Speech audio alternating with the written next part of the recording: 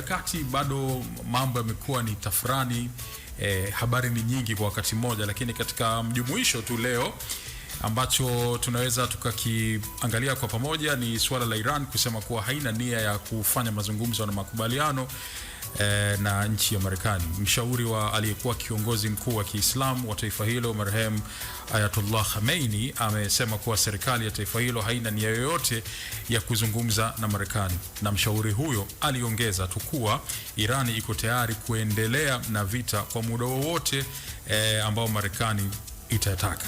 Mapema leo taarifa zimesema kuwa kulionekana moshi mkubwa ukigubika Iran, ambapo majengo kadhaa pia yalikuwa yameharibiwa, kimaanisha kwamba kulikuwa kuna mashambulizi ambayo yalitoka katika upande wa Marekani na Israel. Miongoni mwa majengo hayo ni jengo lililopo Qom ambalo linatumiwa na bunge la viongozi wa dini, ambalo ni mhimili unaohusika na kumchagua kiongozi mkuu wa Iran. Najua bado jamaa wamepoteza kiongozi wao, kwa hivyo wamekuwa na kama hizo katika hali ya kutafuta kiongozi wa sasa na kuendelea pia. Lakini katika taarifa nyingine, nchi ya Spain, waziri mkuu wa Spain bwana Pedro Sanchez amesisitiza kuwa msimamo wa taifa hilo juu ya vita inayoendelea baina ya Iran dhidi ya mataifa ya Israel na Marekani ni hapana juu ya vita hivyo.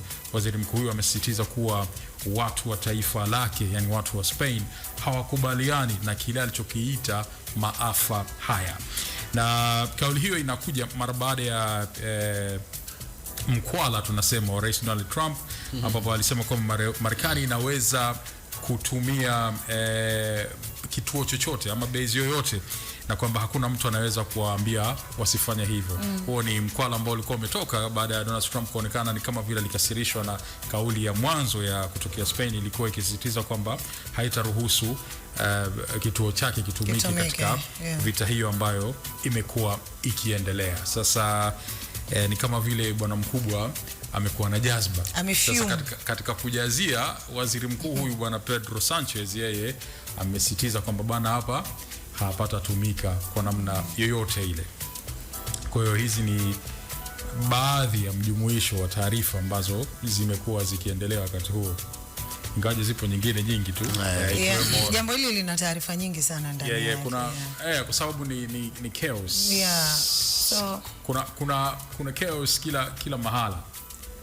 Kwa hivyo huku watu wanazika, mbona wale makaburi ya halaiki wale watoto ambao walifariki jana tuligusia kidogo.